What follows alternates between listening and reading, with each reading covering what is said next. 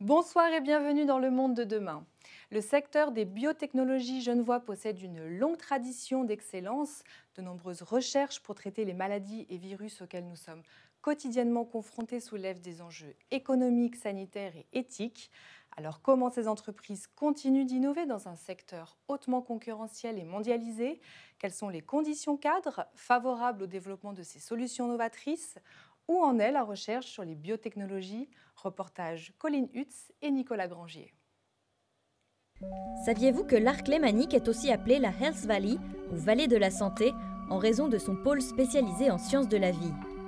Les récents défis liés à la pandémie lui donnent l'opportunité de trouver encore de nouveaux débouchés. Parmi les innombrables sociétés biotech présentes au bout du lac, on trouve Epithelix, qui s'intéresse au tissu pulmonaire humain. On a mis au point à Epithelix une technologie qui permet de reconstituer des tissus pulmonaires in vitro. Et cela sur une durée de vie d'1 année. C'est ça qui a fait, je dirais, l'avancée technologique majeure et qui a été le moteur de la création de la société en 2006 déjà. Cette formule quasi unique au monde permet de tester de nouvelles thérapies.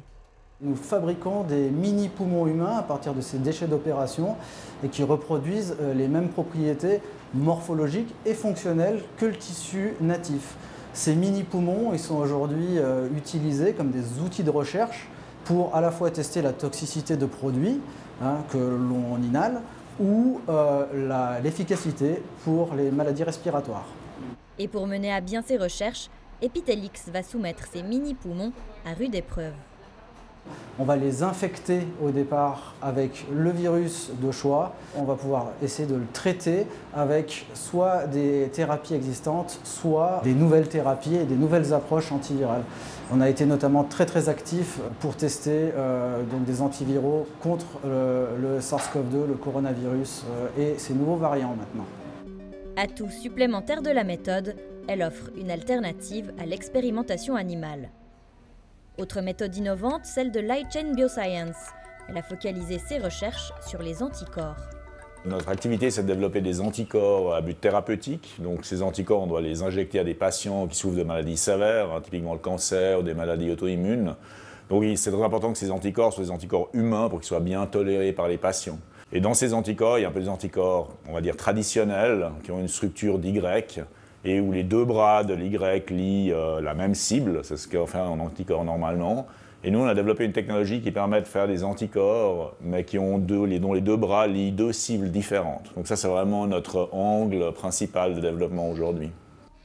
Ce type d'anticorps est particulièrement adapté à l'application thérapeutique lors d'une administration prolongée aux patients. Pour Nicolas Fischer, les enjeux à relever dans ce contexte sont multiples.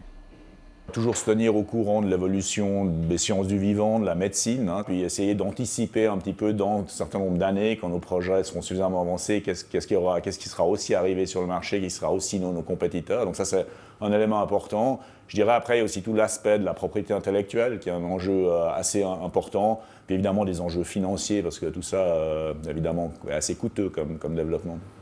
La molécule développée cliniquement ici est parmi les plus avancées en phase 1. Mais les projets de Light Chain Bioscience ne manquent pas. On a développé notre technologie qu'on déploie pour faire des produits, pour faire des candidats de médicaments. Donc c'est vraiment un grand axe d'activité. D'un autre côté, on pense aussi à l'avenir pour rester un peu à la pointe de l'innovation. J'ai parlé d'anticorps bispécifiques. Les maladies complexes sont généralement multifactorielles, donc déjà avoir 2 spécificités, c'est quelque chose de positif, mais aller au-delà, c'est aussi quelque chose qu'on pousse, donc faire des anticorps multispécifiques, donc ça c'est un peu le côté continuer à développer notre technologie pour créer les molécules de demain. Point commun entre ces deux entreprises, comme souvent dans l'industrie de pointe, l'étroitesse des liens avec les universités et hautes écoles locales, ce qui prouve le dynamisme de l'Arc lémanique en la matière. On a tout le tissu économique de biotech qui s'intéresse à ces maladies-là, qui ont des molécules mais qui ne savent pas forcément comment les tester. Et c'est là où on collabore avec eux, on développe des nouveaux outils. Il y a beaucoup de startups en biotechnologie, il y a évidemment les grandes écoles, les universités qui permettent aussi d'avoir des interactions, des collaborations très fructueuses. Cela dit, on n'est pas les seuls au monde, donc il faut qu'on soit quand même attentif pour continuer à mettre en place disons, un environnement, un écosystème bénéfique à développement de ce type d'activité. Des constats encourageants certes, mais ils ne signifient pas que l'Arc lémanique est exempt de toute critique. Il doit par exemple mieux s'entourer de groupes leaders et engager plus de capital risque. Mais avec 1000 entreprises, 40 instituts de recherche et 100 milliards de francs en exportation, son industrie biotech a des atouts que beaucoup nous envient déjà. Jésus Martin Garcia, bonsoir. Bonsoir. Vous êtes CEO de Jeneuro, une société de biotechnologie qui développe de nouveaux traitements pour lutter contre les maladies auto-immunes comme la sclérose en plaques. Alors avant tout, qu'est-ce qu'une maladie auto-immune ? Une maladie auto-immune est une maladie dans laquelle le système immunitaire du patient se retourne contre le soi et crée des dommages, alors que celui-ci est normalement fait pour prévenir d'attaques extérieures. Là, il se met en marche sans raison apparente. Quel type de traitement vous développez ? Nous développons des anticorps monoclonaux qui ciblent des protéines qui sont produites par le patient et que nous avons montré être probablement une des principales causes de cet emballement du système immunitaire. Alors, à quel stade de développement êtes-vous et quels sont les résultats actuellement obtenus ? Nous avons déjà traité plus de 250 patients pendant 2 ans, en ce qu'on appelle une phase 2, donc sur des personnes qui sont malades, atteintes de la maladie. Nous avons eu des résultats extrêmement encourageants, aussi bien dans la réduction de l'atrophie du cerveau, des dommages permanents, la maintenance de l'intégrité de la myéline sur ces patients.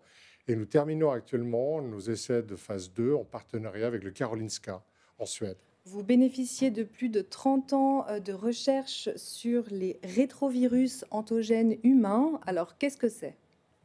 C'est difficile à dire, rétrovirus endogène humain. En fait, pour comprendre simplement, une partie de notre ADN est faite des contaminations virales qui ont infecté nos ancêtres. Lorsqu'un virus pénètre dans une cellule, il laisse une trace dans l'ADN. Au cours des temps, ces traces se sont accumulées et aujourd'hui, dans l'ADN humain, 8% de votre ADN, le mien, celui de tous les téléspectateurs aujourd'hui, est fait de restes de contamination rétrovirale. Or, celles-ci peuvent être, entre guillemets, réveillées par des contaminations externes, notamment par d'autres rétrovirus. Et cette intégration ou cette influence entre les virus externes et notre virome dans notre ADN peut être extrêmement important dans certaines maladies parce qu'elle donne lieu à la production de protéines qui ont un rôle, notamment dans les maladies auto-immunes, mais aussi dans pas mal d'autres indications. En quoi l'approche de Jeneuro est une approche novatrice ? C'est une approche, en fait, elle démarre il y a plus de 30 ans à l'Institut Mérieux à Lyon, avec la découverte des rétrovirus endogènes humains. Et la société s'est créée en 2006 à Genève, un partenariat entre l'Institut Mérieux et Éclosion, à l'époque, qui était là pour lancer des sociétés dans le domaine des sciences de la vie.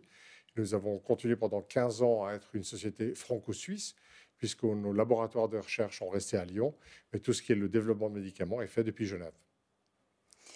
Quels sont les enjeux auxquels vous faites face pour développer votre traitement à Genève ? Disons qu'il y a le court terme. Je pense que comme tout le monde, on doit s'adapter à la crise pandémique qui nous occupe quand même pleinement. Et ça a provoqué parfois quelques frictions au retard, notamment dans la logistique, comme tout le monde. Mais pour l'instant, on a réussi à ne perdre que quelques jours ou semaines ici et là. Donc pour l'instant, rien de critique, bien que comme tout le monde, on a bien envie de laisser cet épisode derrière nous. Par contre, la plus grande difficulté, je dirais, pour une société non seulement suisse, mais européenne aujourd'hui, c'est le financement pour les dernières phases de développement d'un médicament, qui sont des phases qui sont extrêmement chères dans un marché dans lequel le financement n'est pas facile à obtenir. Alors, je sais que vous êtes aussi très attentif aux questions d'éthique chez Jeneuro.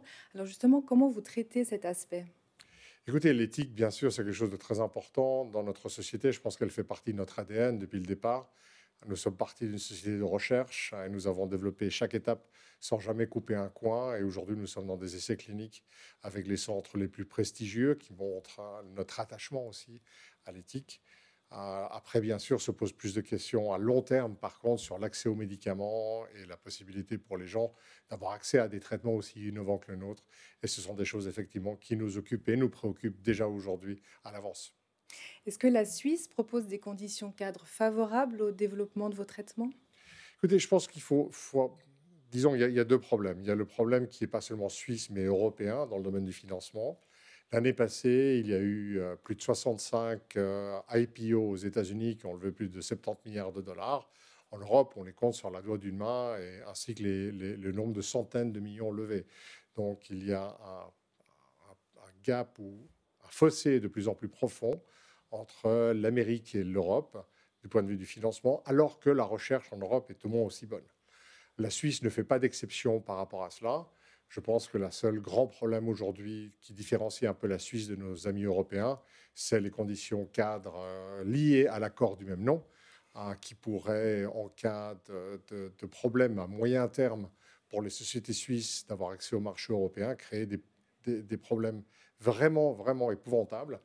Pas du tout d'un point de vue, je dirais, les gens s'imaginent l'économie, faire de l'argent, etc. Non, là on parle des emplois, on parle de l'innovation, c'est-à-dire que si on ne peut pas avoir accès à ces marchés-là, on ne va pas pouvoir continuer notre activité. Si on ne peut pas continuer notre activité, ça veut dire qu'il y a des emplois qui vont forcément partir à l'étranger. Et ça, c'est quelque chose de très important que les gens comprennent. Jésus Martin Garcia, merci beaucoup. Merci à vous, c'est un plaisir. Merci à vous de nous avoir suivis et on se retrouve tout prochainement sur L'Aimant Bleu.